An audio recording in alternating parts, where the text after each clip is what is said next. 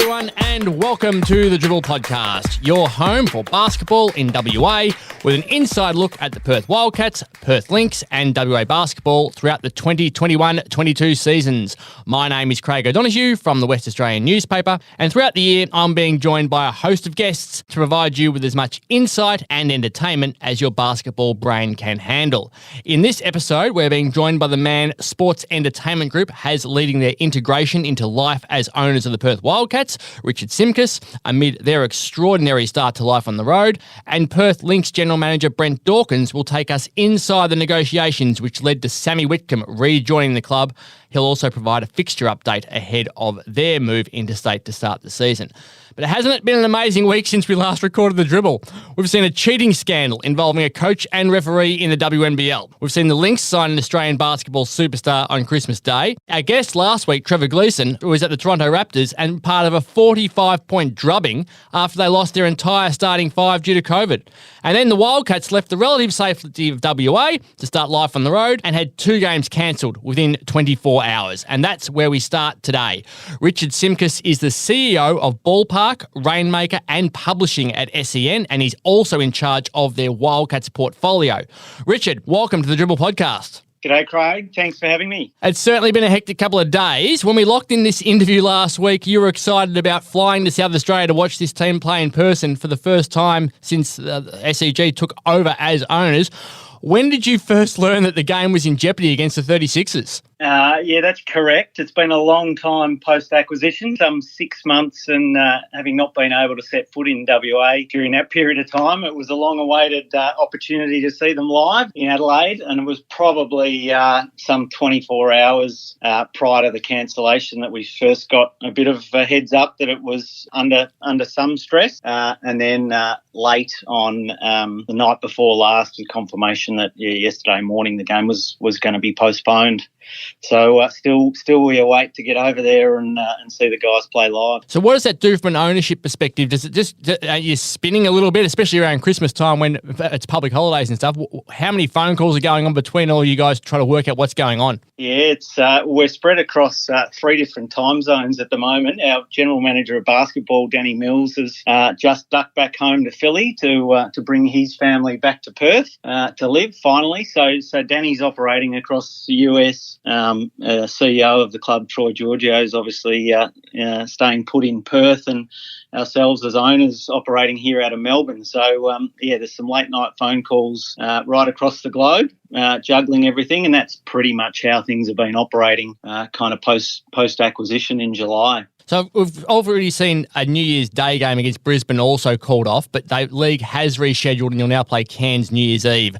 How's the group reacting to all of the changes, given that they were nervous about going away already, given that we're in a pretty good COVID environment and they're moving to one where it wasn't as safe? What's been their reaction so far? I think they're handling things really well, Craig. I think there's the reality that we were going to be on the road for a period of time, call it 4 to 5 weeks of on the road at the very least. So whilst it was disruptive to not have a game in Adelaide, at the end of the day, they're prepared for a period on the road, and I guess remaining completely flexible during this period, as it's inevitable that there's going to be more and more disruption, and trying to stay calm and composed during that period. That no doubt, I think the team that can deal with that the best on the road over the next few months ahead is going to be probably the ones to beat.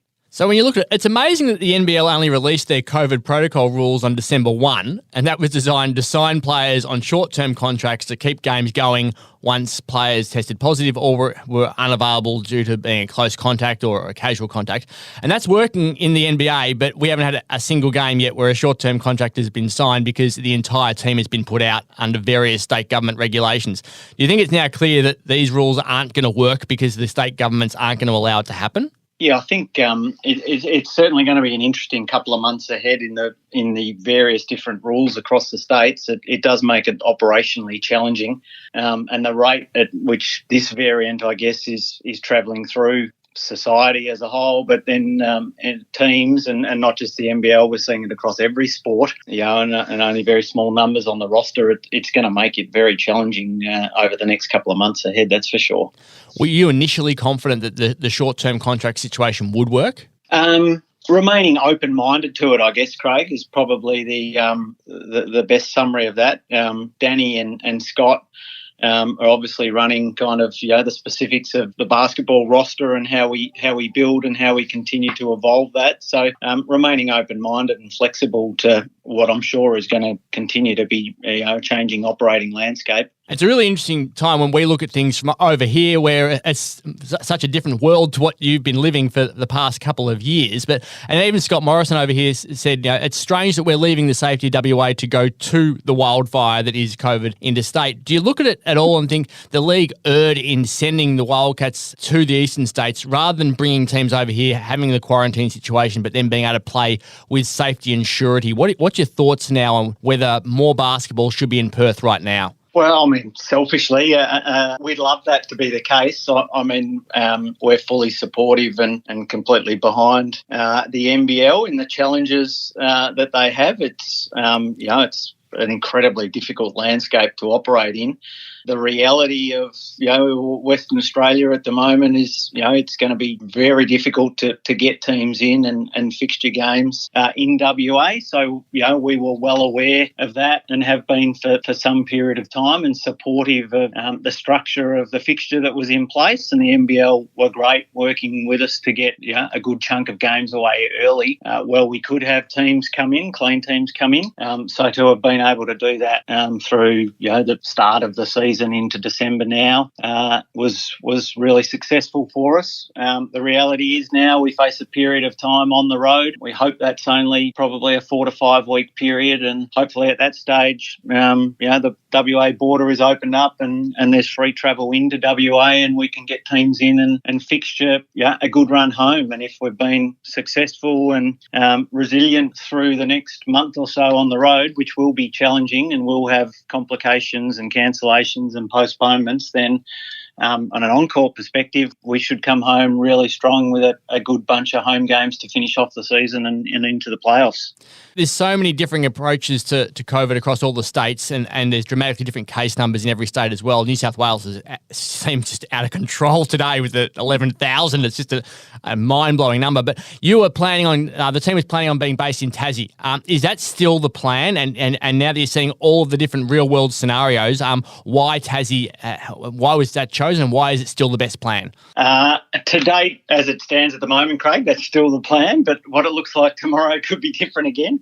In terms of, it's probably one of the safest states at the moment now to be housed out of. So that was, as of probably a week ago, I think, for memory, we were given the heads up that was likely to be the scenario. And then travelling from there, based out of there, obviously great facilities down there now.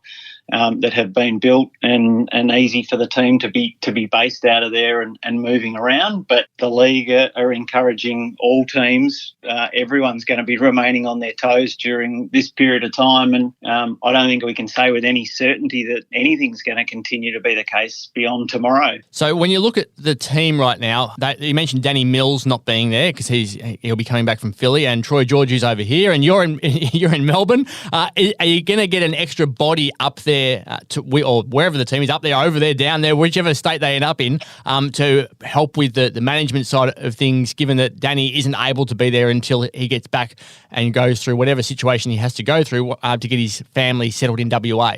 Luckily, that's been a pretty smooth transition back for Danny. So he's due back, or the family are due back in the country tomorrow, and he'll be joining the team straight away post that, wherever that should be, Tassie, I suspect. But we've during the off season, it's obviously been a significant period of change, both from a playing roster point of view, but also the other supportive roles around. So Scott's really well supported there, with associate head coach Mike Kelly and all of the other coaching staff around, and myself and Troy are continually in touch with Scott and the rest of the support team in and around them. And how are you managing the families while the players are away? There's only one person who's taken his partner with him, and that's Matt Hodgson, who's taken his wife and 3-week-old baby. So they're in for a bit of a challenge, it's fair to say. I don't envy that situation while being on the road. But how are you managing the ones who are back over here? No, it's absolutely probably the hardest part of it, for the guys to be away for that period of time, away from loved ones and wives and partners and their children. So I know Scott's wife and Danny's wife are working with a number of the other wives and partners to put some functions in place and get around each other and watch all the games when and wherever they may be, and ensure there's a good support network for everyone who's sadly left behind in WA while the guys are on the road during this stretch. Team started really well, haven't they? 4-1 start to the season was ideal in Perth, and Bryce Cotton has been absolutely outstanding as per usual. And I'm sure you're hanging out to see Bryce play live, and Wildcats fans should check out the double-page feature on Bryce, both online and in the December 29 edition of the West Australian. It's Wednesday, obviously, depending on when you're listening to this. That's part of our series on the 2021 WA Athletes of the Year. When do you think you'll actually get to see the team live now? Hopefully, our plan will probably be to get down to Tassie for a game in the next couple of weeks, hopefully, Craig. That's the plan. Can't wait to see all of them live. Danny and Scott have done an incredible job building, what looks like on paper certainly one of the strongest rosters across the competition. So, starting to see some really good signs of Bryce and Vic combining together, and Michael Fraser looks like he's going to be a superb player for us. And obviously we can't wait to get back a few of the injured boys. And whilst it's not ideal having a few of these games cancelled, it certainly does give us a little bit of rest and recuperation time for a couple of the guys that are close in getting back. Certainly been an interesting 6 months for you guys as owners. Describe your role within Sports Entertainment Group and your role as part of the integration with the Wildcats. Sure. So, I look after a few of the verticals of our broader business, our production business, Rainmaker, our sports marketing arm, Ballpark, run our publishing business, and then also oversee sort of our team ownership and rights representation arm, of which the Perth Wildcats is now proudly a new addition to that. So, it's been a wonderful transition into our business. We're now probably 6 months or tick over through that period. The club obviously, is an incredibly well-run organisation, and we've been involved in and around basketball for probably 4 years or so now as a business, and have long admired what Jack and Troy and the rest of the Wildcats franchise have built over that period of time. So we're here to play a complementary and support role to transition that into our broader business. We've continued to run and operate it similar to how it has been run in the past, and respectful to all the wonderful things the Wildcats have done over the time. But it's a huge opportunity ahead to integrate that into a broader sports media business, and for a number of executives within our business to help support that and to complement that and continue to evolve the club both on and off the court. Obviously, it's been one of the most successful franchises in sports history across any sport here in Australia, and run really well off court as well too. But we think as part of our broader business, there's a whole series of incremental opportunities we can build on and deliver for the Wildcats, not only here but internationally as well too over time. So with such a big business model, basketball teams, radio stations, TV productions, sporting events, what happens if a section of your business is struggling financially with the COVID situation like it is now? Does that impact upon the money that you can spend on the Wildcats, or are they broken off into a different segment altogether and they're managed as they were previously as a basketball club? Or is it basketball club integrated into the radio station and everything else, and money has to come from all different parts? It's a really good question, Craig. I think diversification of the business has probably been our friend through the last 18 18 months, 2 years, there's been times and periods there where some of the verticals, have been more challenged by COVID. Take our publishing business, the AFL Record that we own and produce, with no fans at venues across large parts of, both of the last 2 seasons. Running a business like that has proved challenging. Our sports marketing ballpark that does a lot of events and experiential and activation trips and travel, etc. That's obviously been really impacted during that period. But conversely, Rainmaker, our production business, has thrived, had its biggest 2 years ever, and expanded significantly in both live sport production, but then more broadly content creation.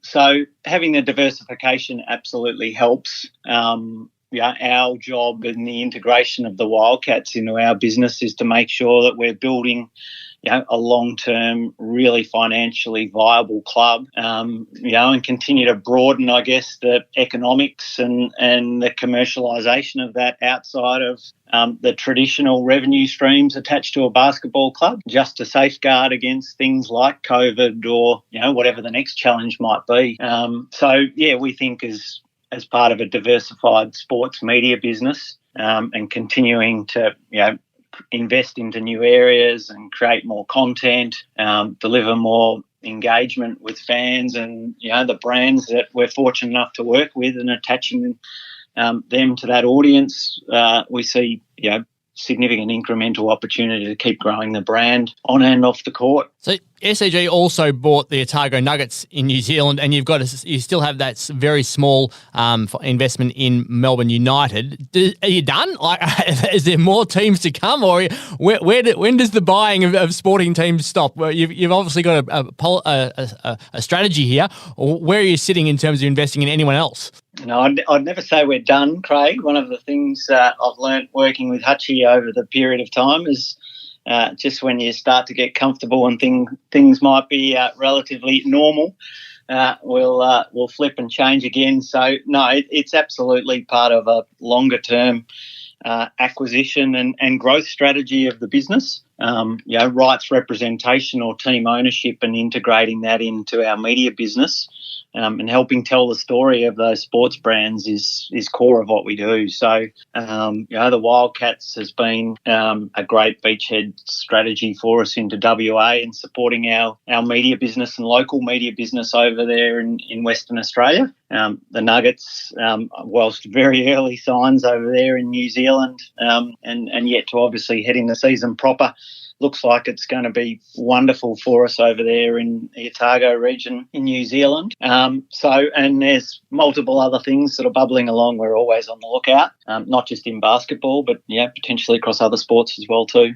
So that's how big you're trying to become, isn't it? You want to become a more than just the radio segment and that you initially were. You wanted to become more of an ownership in an entire sports strategy. I think Hutchie refers to it as. So it could be you could branch out to America, buy teams over there. You could branch out and buy more different sports in Australia. It seems like you're determined to become as big an organisation as possible. Yeah, well, we're absolutely a multi-platform business. It's born out of radio originally, but we're a huge national and international footprint now across a multitude of different platforms. It's radio, it's digital, it's TV, it's print, it's stadium signage, and it's team ownership and rights representation. So, and that varies from owning a team in totality, like the Wildcats and the Nuggets. We still, as you mentioned, own a small minority share of Melbourne United, but represent the commercial rights. We do that similarly for Bowls Australia as well too, where we represent their commercial rights into the market. So certainly being able to represent sports sponsorship assets across a diversified platform and a multitude of different sports really sort of works well for us. And ultimately, as a business, we're about delivering, maximum choice and opportunity for our fans to consume as much sports content as they can, when and how they choose it, across a multitude of different platforms. And if there's teams that we can own or represent, and then ultimately increase and create more content and engagement out of it, fueling sort of broader sports consumption across our networks, then that's kind of the sweet spot for us. Are you able to share IP, or it might be better to say personnel or staff between the Wildcats, obviously the big brother of the Nuggets? Do you guys help? Do the Wildcats help the Nuggets in any way? Is there a chance that players, development players or younger guys who you're trialling might go over there in the off-season to see how they perform, and Scott talk to their coach and see how they're going and work on different ways to improve them before they can come back to the NBL? Yeah, that's absolutely part of the strategy, Craig. Danny was incredibly excited when we first mentioned the opportunity to him, and he got involved in the early part of the conversations over there. Certainly, over time, when hopefully travel's a little bit more normalised and the competitions not overlapping each other, the opportunity to potentially utilise players across both competitions, or get a look at a potential development player for the Wildcats over in what is a really strong competition over there. Yeah, we think it provides great opportunity both for playing roster, but also opportunity for coaching staff and administration across both of the clubs. So that's definitely something we'll be exploring over time. Certainly a different process that you're following. It's going to be really exciting to see how it goes. And when you talk about exciting, are you going to the Super Bowl in February? Ballpark Entertainment is sending a touring squad over there again. Do you get a gig in that? Fingers crossed, Craig. Yeah, we sadly missed last year due to COVID, but yeah, it's a big part of what Ballpark does. We take a lot of international trips and tour programs, which, as I mentioned earlier, that part of the business obviously has been hampered in the last 18 months. But no, we've got a good group already locked in to go to LA. So, hotels secured and game tickets secured in what's going to be an unbelievable Super Bowl at the new LA stadium. So at this point in time, subject to COVID and travel restrictions at the day, then, hopefully we'll be over there in LA for the 13th of Feb. Is that as epic as it sounds? Oh, Super Bowls are pretty amazing. Yeah, I've been very lucky to have been to a number, and in terms of global sporting events, it's as good as it gets, Craig. And LA, Super Bowl in LA, having the world been slowed down for a period of time, you only have to look at Super Bowl pricing at the moment to understand that it's going to be one of the hottest sports tickets on the globe come early February next year over in LA. It sounds quite amazing. That would be epic to go to. Now, we have a segment on the Dribble called This or That. You can't sit on the fence. You have to give a clear answer to a question. And the question this week is that now that we're seeing the challenges for sports, what's better? Is it the safe and proven hub model with all teams playing in the one spot and it basically being a TV season? Or is it better to be travelling the country, playing in front of home crowds and just copping the heaps of interruptions? What do you think is the best model? The proven hub model or the copping interruptions but playing in front of home crowds? Can we have the hub model in WA with local crowds only for option? But acknowledging that that's probably going to be too difficult. I mean, certainly we have seen during COVID-affected seasons the impact of no crowds in venues. So, sports fans are what makes our live sporting events so amazing, both to watch, in person at the venue, but also on the broadcast on TV. So, acknowledging, disruptions and postponements, a more normalised season of home and away venues where each team can play in front of their home crowd would be the absolute preference. Brilliant. Well, look, thank you very much for joining us on the Dribble podcast. You've given Wildcats fans a fantastic insight into what's happening both at the moment as they attempt to get their life started on the road and also where the future is for the club. So we really appreciate your time. Hopefully you get to go and watch them play live shortly, and hopefully things continue to go well for the company and for the club. So thank you very much, Richard Simkiss, for joining us. Many thanks, Craig, and thanks for all your wonderful support throughout the season. And now it's time to enter the lair, and there is absolutely no doubt that the Perth Lynx got exactly what they wanted from Santa.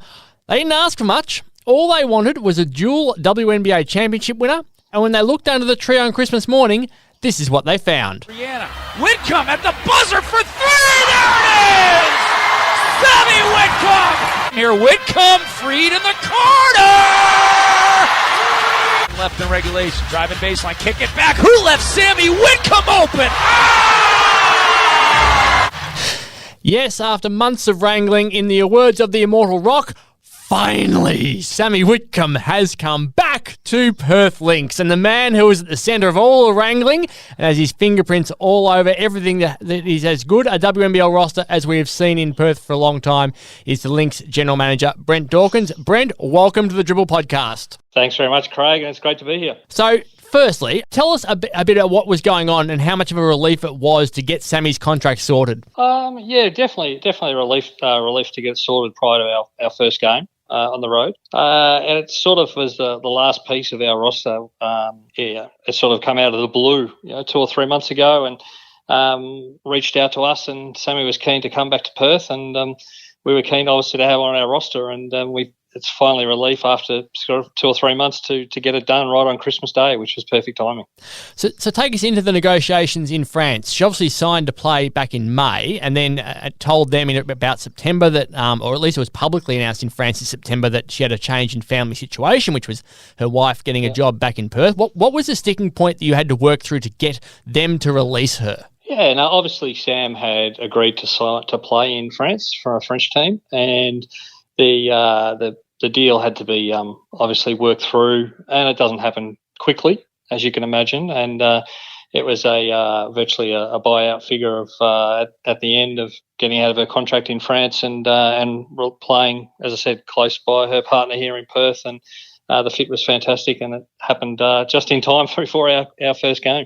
So was it a negotiation over that figure, or were they just saying this is what it needs to be and you need to pay us or else she's not coming out? Yeah, no, it's just a negotiation. I think in the end it was going to happen. It was just about getting the right deal for everyone, and then, as I said, it's great to have Sami on board now. So can't rush these things, as you can understand, and wrapped to have her on board at this late stage before the season starts. When she left Perth, she was arguably the best player in the comp, and she returned significantly better than what she was back then. You weren't around even in basketball at the time, so technically you're a fresh set of eyes. What makes you say wow when you watch her train at the moment? Look, I've seen, as you know, Craig, I've been involved in sport for sort of over 20 years now in Perth, and watched a lot of people train and a lot of people, play at the elite level and the professional level. And people talked about Sam's work ethic and her training ethic, and she's up there with as anyone else I've ever seen. She's unbelievable the hours she puts in, even at her level at the moment, and it's a credit to her, and the young girls around her actually just feed off that as well, just to see how hard she works. And she's fantastic in that and gets everything out of herself, which is a credit to herself. The roster is absolutely stacked, and it's come at a really interesting time for the league. The WNBL announced a salary cap in May, which was $420,000, but there are obviously opportunities within that to play players as marquee players, and you can exceed it and pay a luxury tax.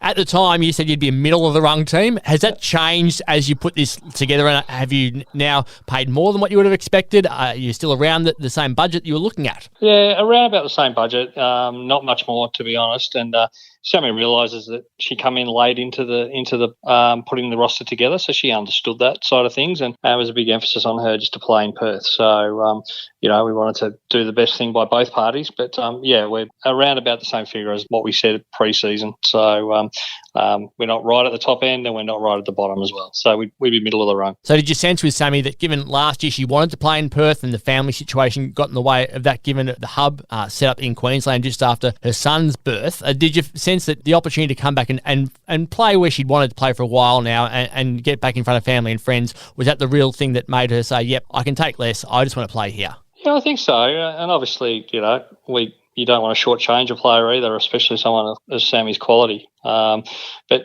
she's got a close connection to Coach Ryan Petrick as well, so there's a really nice fit there between those two. And I think she really wanted to play under Ryan, and unfortunately that didn't happen last year. And I think it all fell into place, and she saw the roster that we had put together, and I think she was excited to jump on board that. That's for sure. You've done a brilliant job with the recruiting. You've got the two star imports in Marina Mabry and Jackie Young. You've also got Whitcomb and Lauren Scherf arriving as well, and you've got got a big background in recruiting, which I would imagine helped to get these deals done. Take the listeners through your previous life at the Fremantle Football Club and how that experience has helped you to build this list. Yeah, look, totally different sport. Obviously, I was at the Dockers for 9 years in recruiting, based here in WA, and then moved into football operations, and then moved across to basketball. And although it's a different sport completely, the same sort of the same sort of ideas and that come across with stakeholders, etc. But as far as the recruiting and the talent identification from a basketball perspective,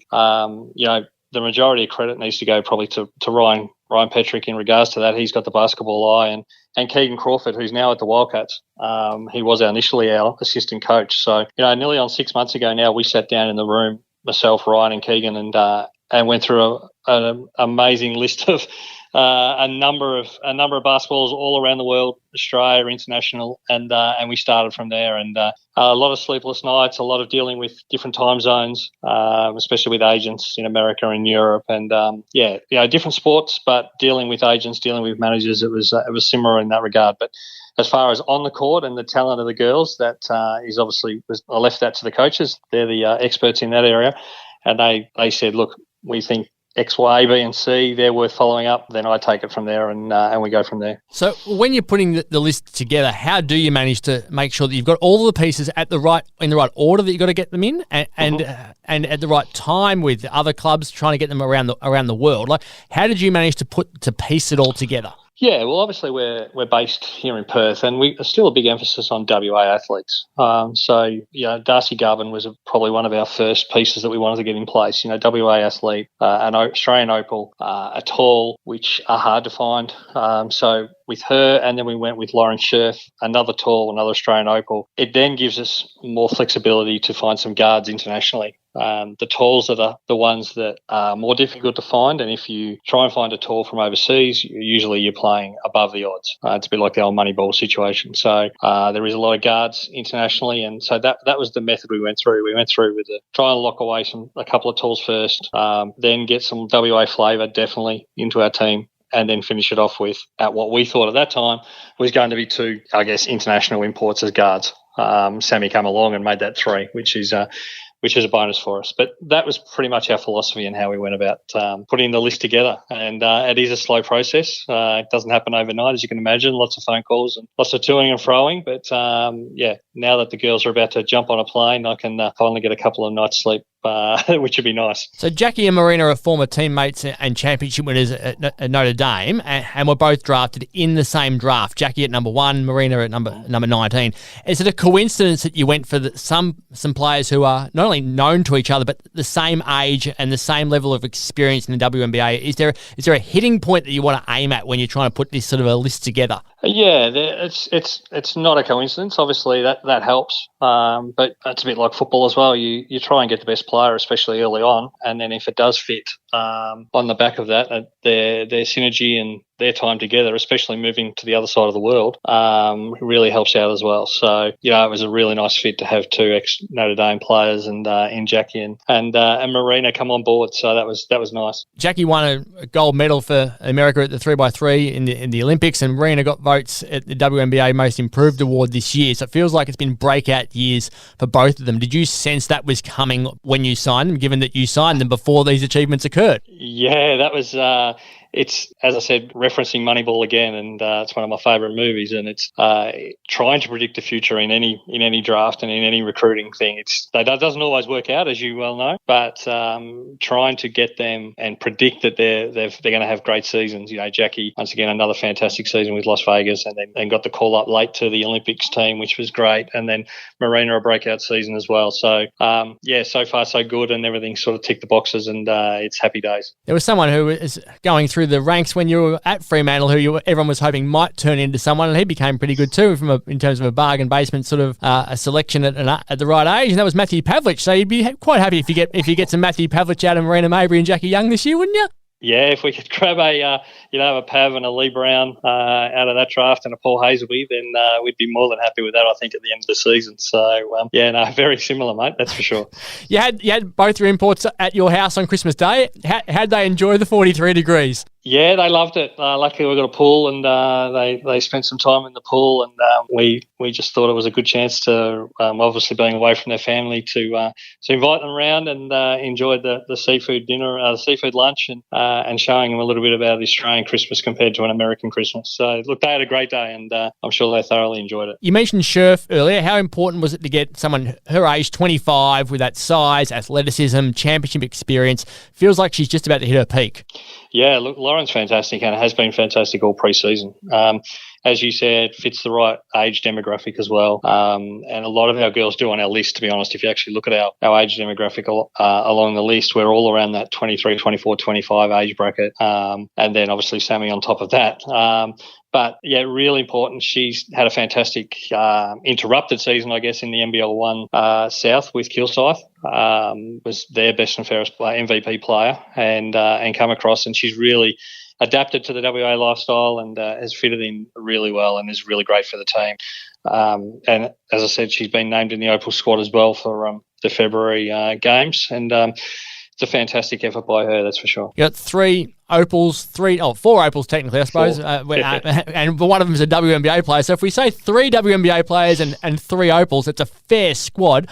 You're going to say that you're going to take it one game at a time, but this is a squad that's been built to be really active at the business end of the season, isn't it? Oh, look, I'm going to say it's going to be one game at a time, but we've just got to get on the plane on Friday, and then look, the girls are just can't wait to actually play a game of basketball. They've had an extended pre-season. A lot of the other teams have been playing for a month already, so they're really keen to play that first game against Adelaide. But as far as the squad, look, yeah, absolutely. On paper, it looks a strong team. But as I said, many strong teams on papers have failed to deliver when the games, the ball gets thrown up. That's for sure. But we will take it one day at a time, one game at a time, and hopefully get the win against Adelaide on Sunday. How have you found the pre-season practice matches you've been playing behind closed doors? What have you got out of those so far? Yeah, they're really good actually. Very difficult. Obviously, we can't play against any other teams, from interstate, so it makes it a little bit different.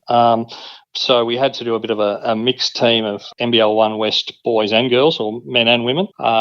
So that was good just to make the games as competitive as possible. But as with all preseason games, and it's hard until you actually get out there and you play the first proper game, and that's when everyone goes 100%. So, we had our last game today and one more training session on Thursday, and then we're on the road on Friday morning. So girls can't wait. So it's been a dramatic week for sports throughout the entire country, with basketball and soccer and footy and cricket impacted by COVID-19. You're going to set up in Adelaide for your first game on Jan 2, and we know that they've got some pretty tight rules around what's considered a close contact and what the rules are if anyone gets any COVID problems there. And then you go to Victoria, where you'll set up in Ballarat. So when you look at it, how are you going to try to avoid the COVID situation in South Australia firstly, and then in Ballarat, which has got about 90 cases at the moment? Yeah, it's just being smart, I think, Craig, and just telling the girls that just don't put yourself into any situations as best as you can. Obviously they can't be stuck in a hotel room for the entire month, and that's not going to work either. So you can't do that for their mental health side of things. But yeah, just be smart. Obviously always wear your mask, do all the COVID protocol stuff, and go out if you're going to go out in small groups rather than full team dinners and stuff like that. And when you can eat outside, you eat outside. So little things like that you tell the girls. But yeah, as I said, we're short stop over in Adelaide, 2 nights there, and then we base ourselves in regional Victoria, which has its positives because we're not based in the middle of Melbourne, which is good. As you said, 90 cases in Ballarat. So just managing that. And as I said, take it day by day. And there was a game I think cancelled today between Bendigo and Sydney Flames, and I'm sure it won't be the only game that gets cancelled and has to be rescheduled in the environment that we're living in at the moment. So if games do get cancelled around the league, not just yourself but with other ones, will you try to get more than your current 6 home games in Perth? There are a couple of little windows where they might be able to wedge a game in here or there around March. Is that a goal to try to get some games back if you can? Yeah, look, just not 100% over the line, but I can give you a little bit of a scoop that looks like we've gained another home game. So there'll be 7 home games we get now, which is good. So that can be confirmed in the next couple of days. So 7, we did have 6, now 7, so that's a bonus for us. So we can get our away games done, obviously, in the next month, and then we get virtually 7 weekends in a row of home basketball. That's going to be a nice way for us to wrap up the season. I think if we can be around the mark when we get back, then it's a nice strong finish we can have. So what would that date be, and what's the likely opponent to be for that extra game now? Potentially to be Adelaide. They did have us going back to Adelaide to play on the 17th of February. But it makes a lot more sense if Adelaide come to us, considering we've already gone to Adelaide on the way over. So it would be a straight swap for us to play Adelaide here rather than we going back over to Adelaide. Didn't make a lot of sense. So that would give us 7 home games and give Adelaide 10 home games. We thought that was only a fair and a pretty easy switch. And that will make it a lot easier, I'd imagine, also for the players who are coming back from playing in the Opals in that small window. Just makes it everything a lot easier if you've got your own players back in Perth, doesn't it? Yeah, it does. We could potentially we've got 4 girls in the squad that could go and play in Serbia in that window. So, whether they all make the final team that heads over, but it does definitely make it easier to fly back into Perth from Serbia than it would be to go back over and play an away game in Adelaide. You mentioned we were in Ballarat for a fair portion of time. You went to uni in Ballarat. I assume you're going to be taking them all to Sovereign Hildepan for gold and do some work with the blacksmith like everyone else who's been to that town? Yeah. No, exactly right. I'm back to my old stomping ground. So I'm a backsmash boy and went to uni in Ballarat and did a PE degree there. And I'm probably more excited than anyone to get back to Ballarat. So most of the other girls haven't been there, and definitely the American girls haven't been there. So it'll be an eye opener for them. But at least we're not going over there in the middle of winter, where we'd be having beanies and gloves on and no doubt snowing every morning. But no, look, it's a great place, and I'm sure they'll settle in well there and interact with the community, and hopefully that Ballarat jump on board us, similar to what they've done with the Western Bulldogs in the AFL.